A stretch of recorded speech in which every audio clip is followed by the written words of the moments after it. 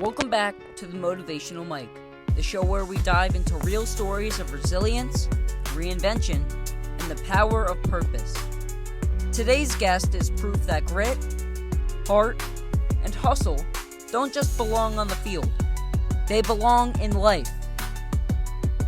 Mark Pokedoff is a seasoned sports producer, a devoted father, and a heart attack survivor whose story reminds us that success means nothing without health. From the high-stakes world of sports to the even higher stakes of personal well-being, Mark brings wisdom, warmth, and a wake-up call that we all need.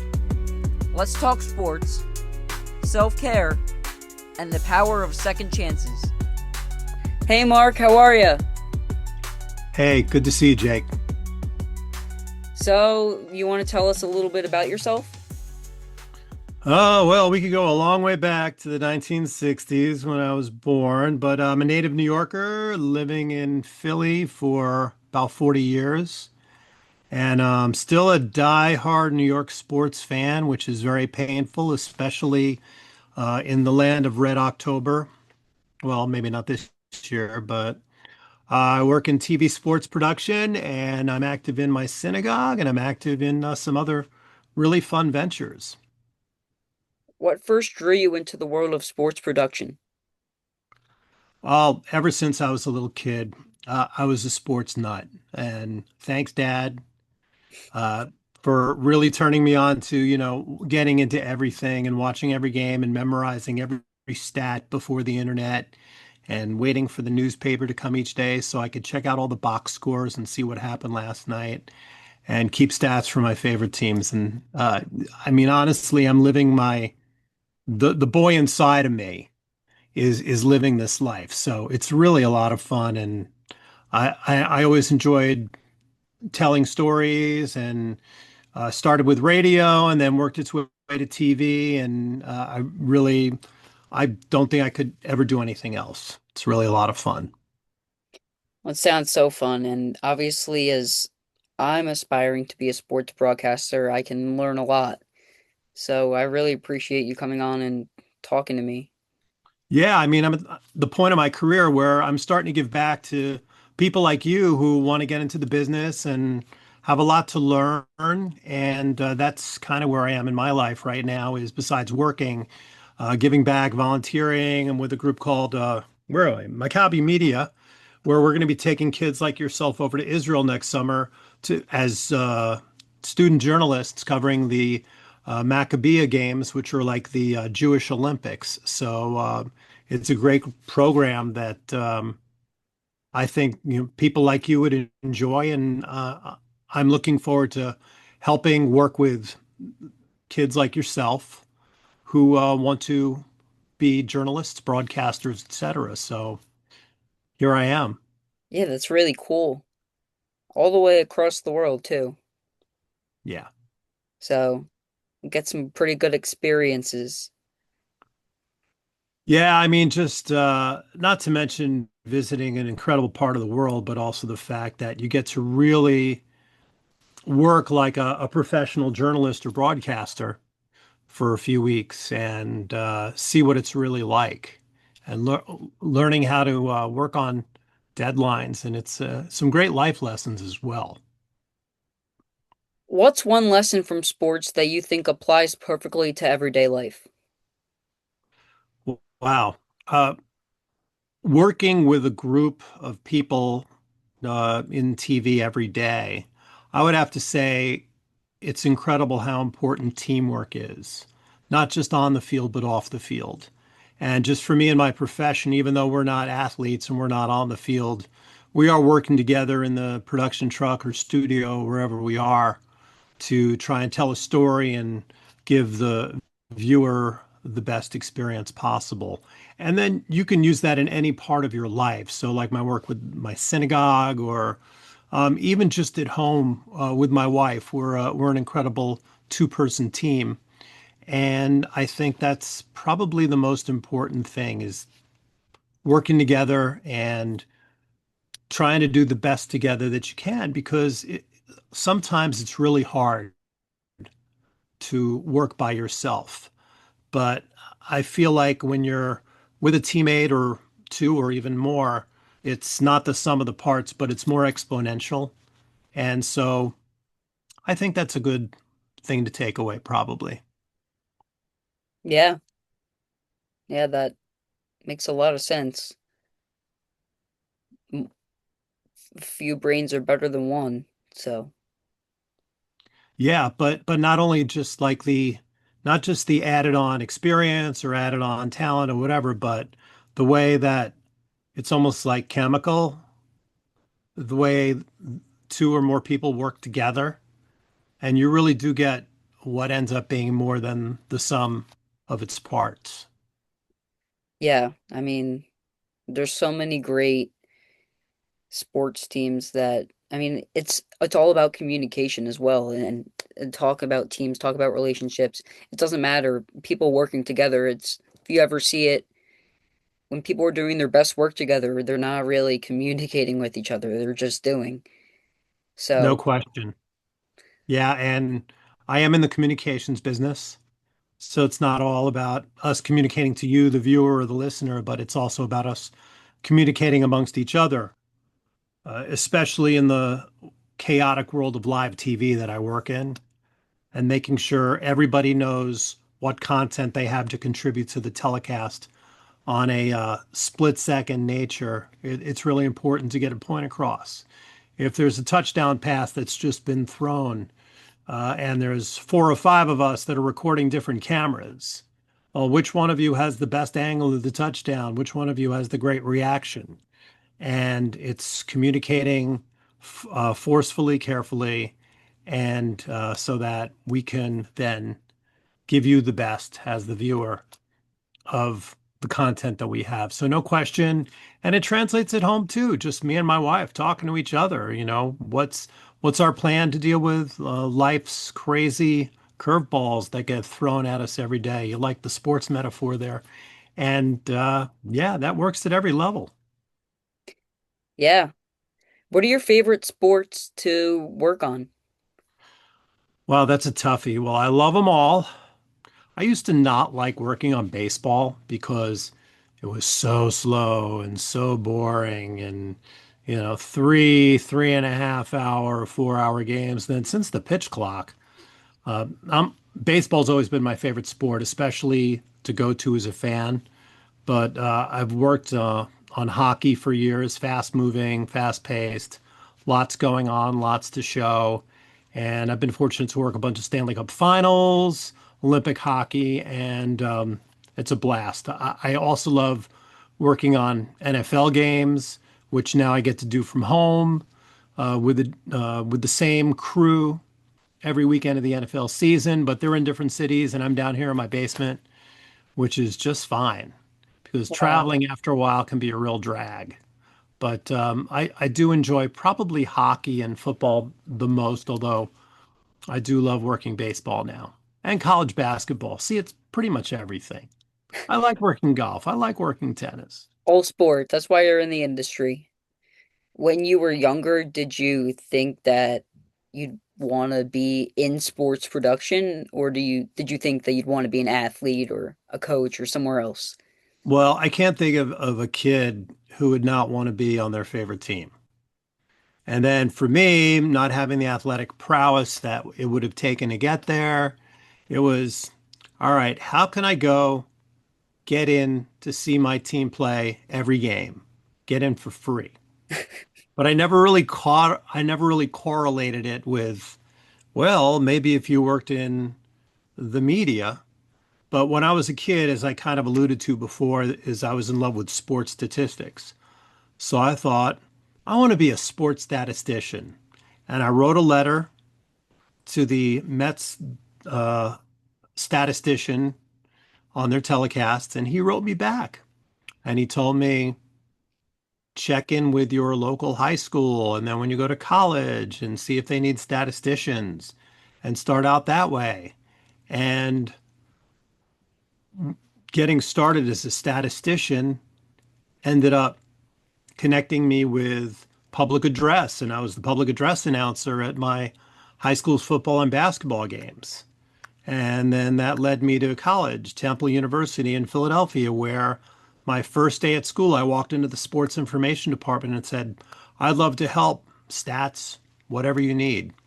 And they got me writing and doing other things to get involved in the athletic program. And at the same time, I visited the student radio station from the first day. I volunteered almost every day of my college career, calling basketball games or producing or writing, doing sportscasts on the hour or quarter hour or whatever it took. And eventually, it got me access. It got me into those games for free, where I was actually working as a professional reporter for radio and going to games and sending back sound bites to the radio stations, which led me to my internship in TV, which got me interested in working in a TV environment. And then that turned into what I'm doing now. It evolved over lots and lots and lots of time. People think that the path from starting out where you want to go to where you actually end up going is a straight line, but it's more like a corkscrew.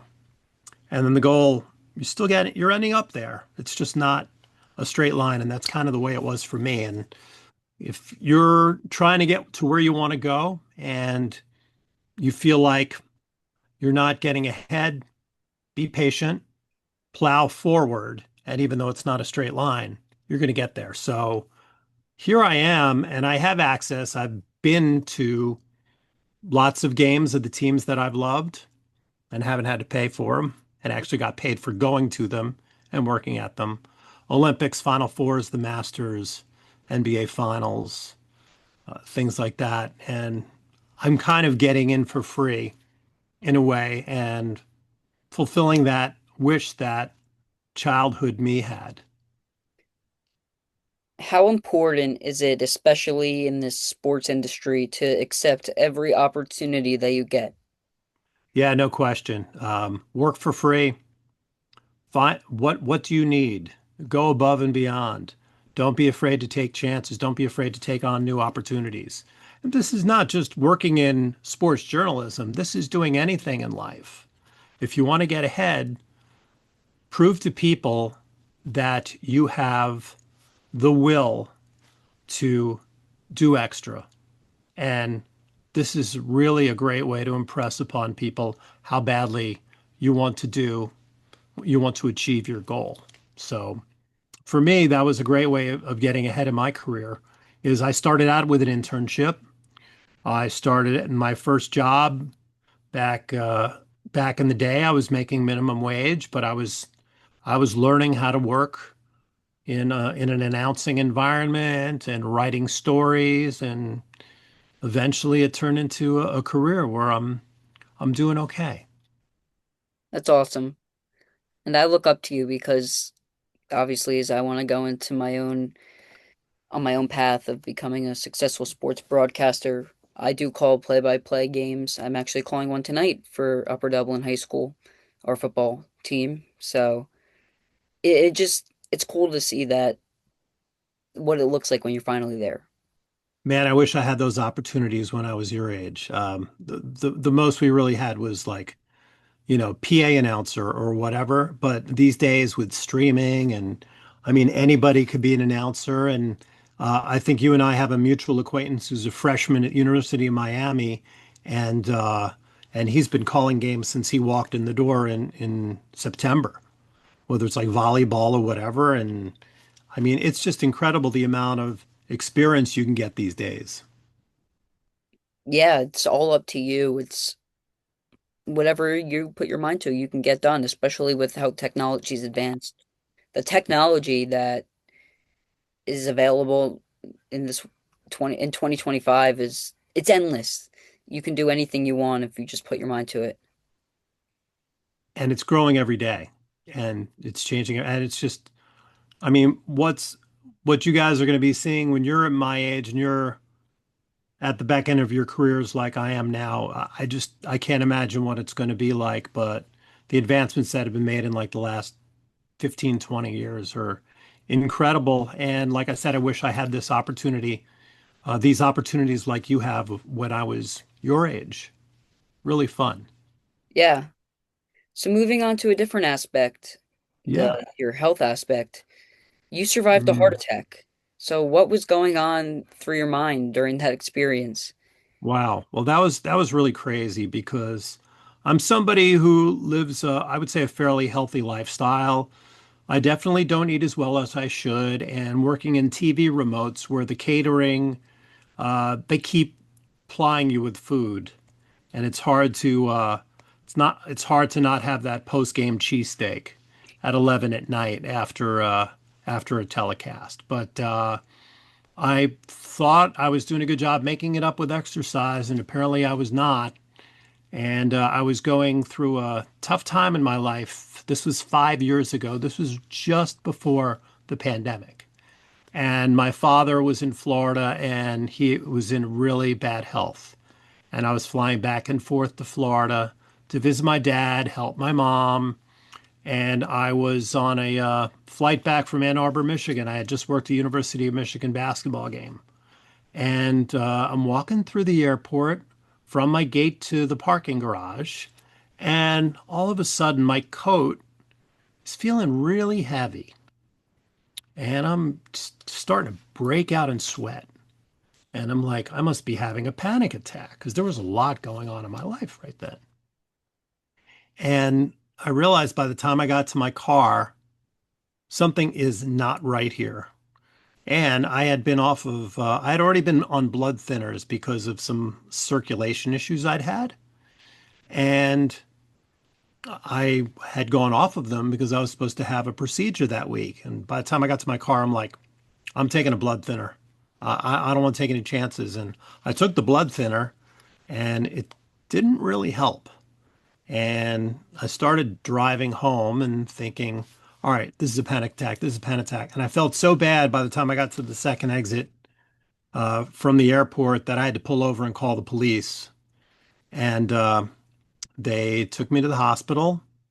And sure enough, it was a heart attack. Crazy. And a couple days later, they put in a stent. And here I am 5 years later in pretty good health. I did a vigorous workout on the Peloton earlier today, and I'm still here, but it was really scary. People, take good care of yourselves Yeah, wow. and make sure you get checked up. It can happen to anyone at It any time. could. I mean, you see stories about the healthiest people. Jim Ryan, who was a famous marathon runner, died of a heart attack. You see all these terrible stories of people who you think are pretty healthy, but some people's hearts are ticking time bombs, and it's scary. So just stay on top of your health and see your doctor, and if you're on medication, take it. Yeah.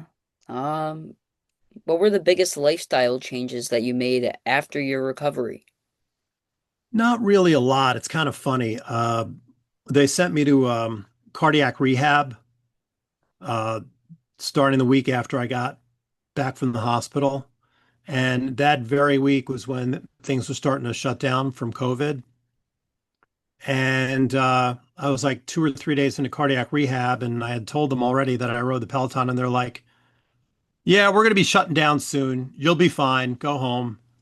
Because that was when everything shut down. But for me, a lifestyle change was I just have kept riding the bike. I mean, I'm on more medicines than I was. I'm on a baby aspirin and those same blood thinners, and just being really careful, trying to be more careful about what I eat, trying to be consistent with my exercise. And that's all I can do. And I see a doctor every 6 months. I see a cardiologist, and it's been okay. How did that change your perception on life and how valuable it is? Yeah, no question, life can be really tenuous.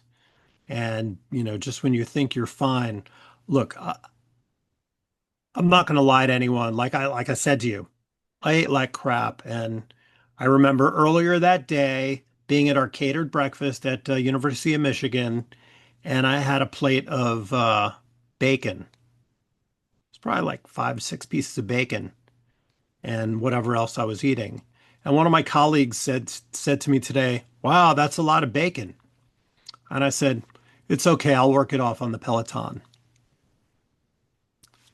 I was not eating right. So I really, stuff like bacon, like small, small quantities. Yeah, Yeah. it kills you. Live life in moderation, but not so much that it makes you miserable, right? Yeah, it's a good quote. Because, yeah, because if I ate zero bacon, I would be miserable. But there's no reason for me to have 7 slices of bacon with breakfast, you know? So I think that's a big one. And also realizing you kind of think you're immortal, and then life throws stuff at you, and you're like, all right, I really have to rethink this. I mean, I have 4 kids, and my youngest is 11 now, and I think she would sort of want to have me around for a while. So that's a good that's a good incentive. That's a good motivation. Yeah. Speaking of children, how do you balance the demands of your career with being a great father?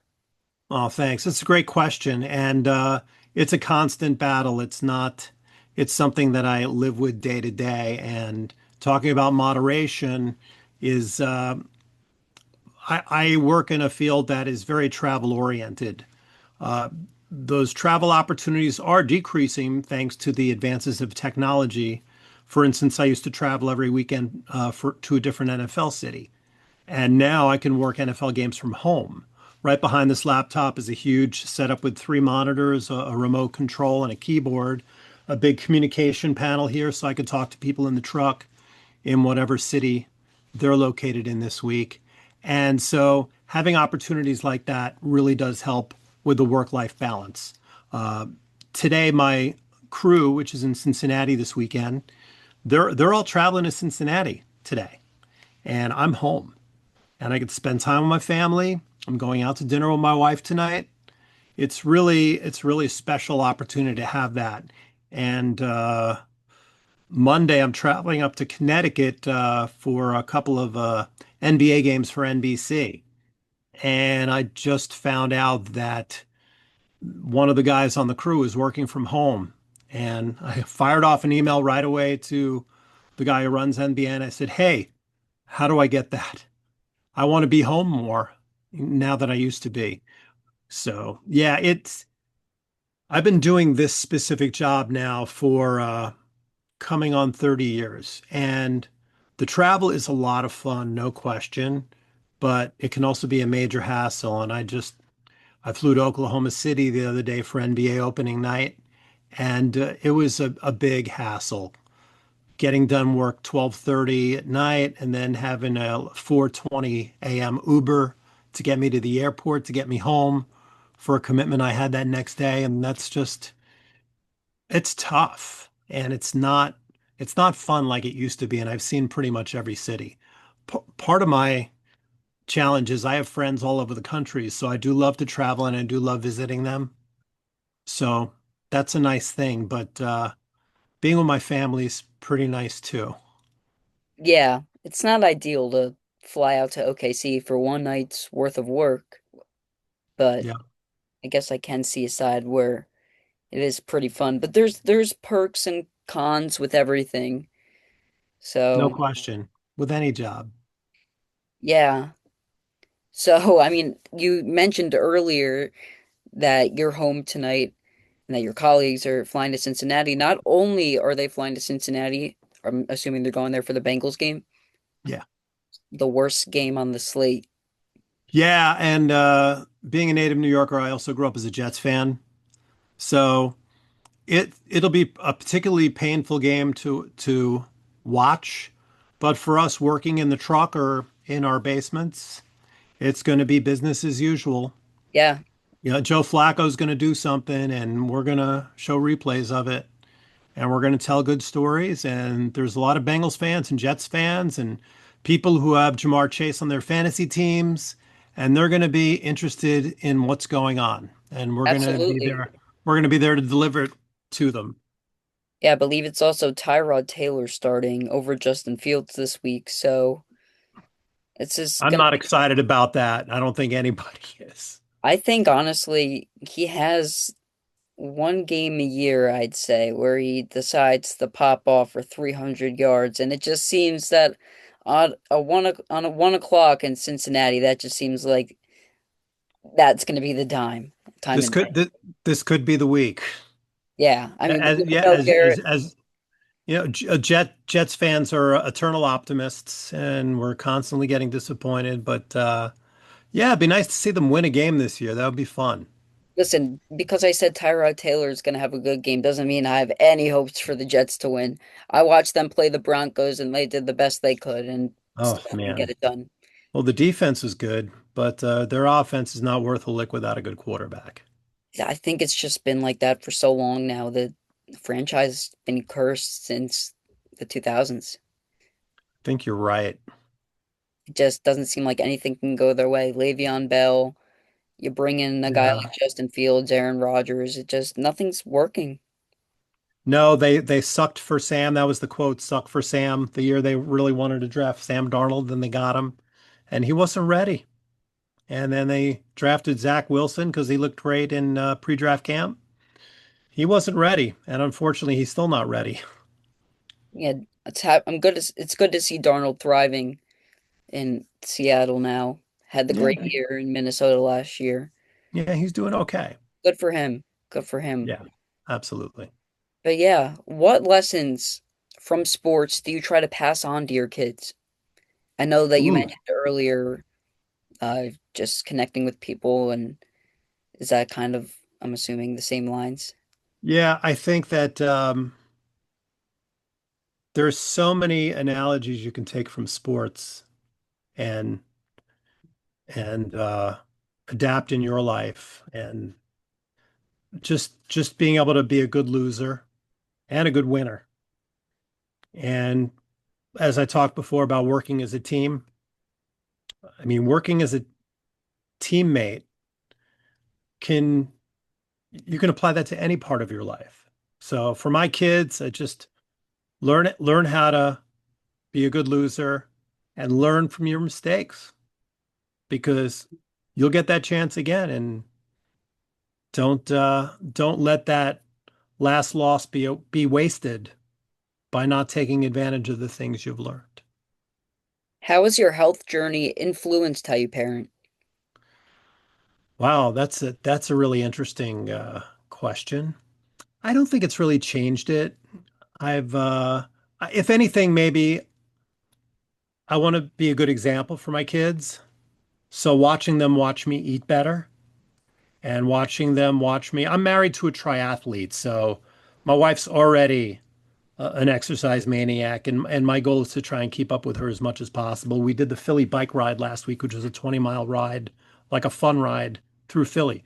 So seeing them see me exercising and trying to eat right, I think is good for them because it exposes them to how a health journey should be through life. Yeah, you want to be a mentor for your kids. You want to be there in front of them. You want to be supporting them. You just want to show them the right path. So, Yeah, doing a great job. yeah. Thanks. I'm trying. Yeah, of course. So what keeps you motivated and what keeps you going on the tough days? At home or at work? Both. Yeah. So, I mean, at work, I'll have a bad game, like one of the athletes might have a bad game. I might have a bad telecast. I might make a mistake on air, or I might forget to do something or whatever. And the great thing about working in live TV is it's gone. Can't fix it. It's not like working in a studio and you're editing together something and you make a mistake, you just go back and fix it. Just keep moving. And I guess that's probably a good thing for life too. So, uh, when I make a mistake live on air, I learn from it. I realize, oh yeah, I probably should have done that. And the next time I do, invariably. Over your career, how has your definition of success evolved? Yeah, it's to me, it's always been kind of the same in that I just want to be busy, have a consistent amount of work. I'm a freelancer, so I do work for all the major networks.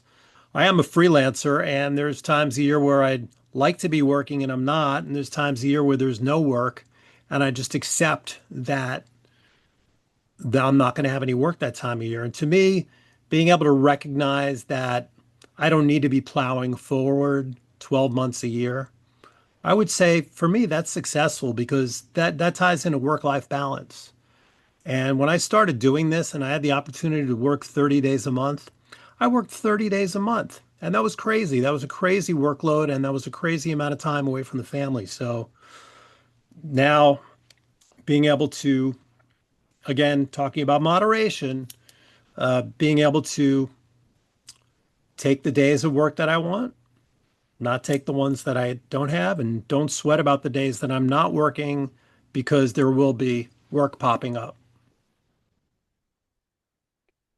Yeah, if for everyone listening, what's one thing that you'd hope listeners would take away from your story? Uh, I would say the most important thing is never give up, keep plowing forward. If it's something you really want to do, put everything into it and take good care of yourself and be kind to yourself. Yeah, I agree. I think everything you're saying there is very important. And you have to be happy as well. You have to find Yeah, things that you like. You have to find people that you engage well with. yeah. And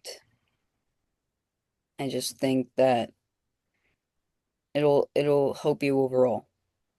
The other thing I was going to say, which kind of relates, is just try and find joy in everything you do. Yeah, it's always hiding there, even if it's in little bits. Yeah. It's up to you to, I guess, pick and choose what you get out of it. And tr yeah, I mean, because you can Look at it see things two different horribly. ways. You could think of things as a negative and try and find the positive in that negative. Yeah. So what's next for you, personally and professionally? Well, starting on Monday, I have a package of games every Monday and Tuesday working for NBC Sports on NBA telecasts out of Stamford, Connecticut. They're only sending out one crew to site each week, and then the rest of their games, at least up until football season is over, the rest of their games are remote models, which means that all the cameras will be fed back to their studios in Stamford, and the rest of the crew will be in Stamford producing the game. So I'll be in Stamford pretty much every Monday and Tuesday between now and hopefully the end of the NBA season. But Wow. I also have on Saturdays and Sundays, I'm also here in my basement, setting up on Saturday and then working on Sunday for the NFL on CBS. So, in all of your time working for sports, what do you think your favorite game covering was? Like one Wow. that's most memorable or most crazy that you could All, think all of. the uh, all the Super Bowls were special to me. I've worked on four Super Bowls, and my most famous replay, which was by accident, one of life's happy accidents, was during the Super Bowl in New Orleans around 12, 13 years ago. I was recording the Steadicam, and the Steadicam guy was kind of in between shots. He wasn't shooting anything, so he kind of had the camera on his shoulder pointing up toward the lights. And that was the Super Bowl where the New Orleans Superdome had a blackout. And so my guy who was just shooting the lights, he had the shot of the lights going out on the roof of the Superdome. And I thought that was cool. And that was like $1 million replay. And so I was able to play that back, and that was visual proof of the blackout. And that was kind of cool. You know, tens of millions of people saw me shooting the lights going out at the Superdome. That was pretty cool. That's crazy. But any Super Bowl is a lot of fun. I've worked on this will be my 11th Olympics coming up in February, and those were a blast. And those we used to travel to, and now we do them out of Stanford. But again, those are just like once in a lifetime experiences working the Summer Olympics in Beijing, working the Winter Olympics in Sochi, Russia, and working with the U.S. Olympic hockey team. And it's just really some memorable stuff that the boy inside of me was having a great time. Well, you are that boy still, believe it or not. I certainly act that way sometimes. Just grown up. So everyone's still their childhood self, just with a more mature version, a more mature shell over yourself. Definitely a little bit better thought out. Yeah. Well, I'm so happy that we were able to talk today. Is there anything else that you want to say before we wrap this up?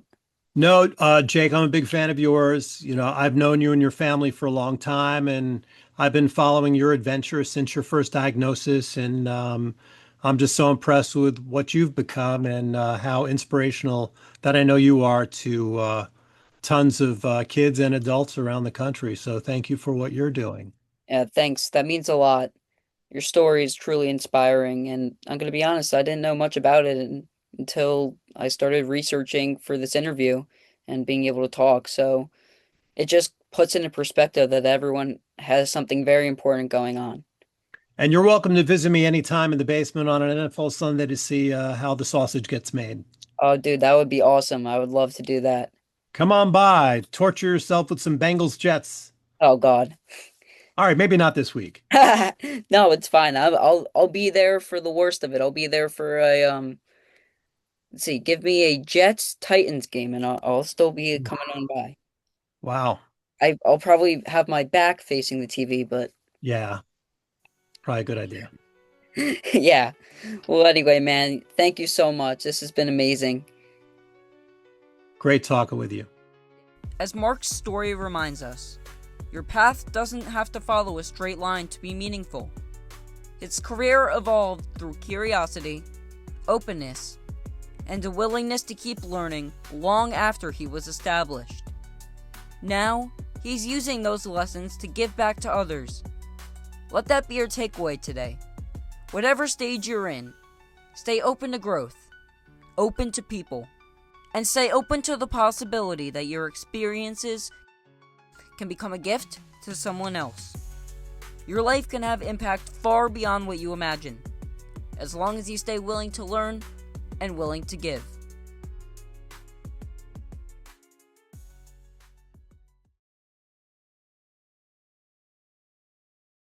If you enjoyed this episode, please subscribe, share, and leave a review. Together, we can spread positivity and make a difference. Join me next time for more incredible stories and insights. Until then, stay motivated and keep pushing forward. Thank you for listening, and see you next time on the Motivational Mic.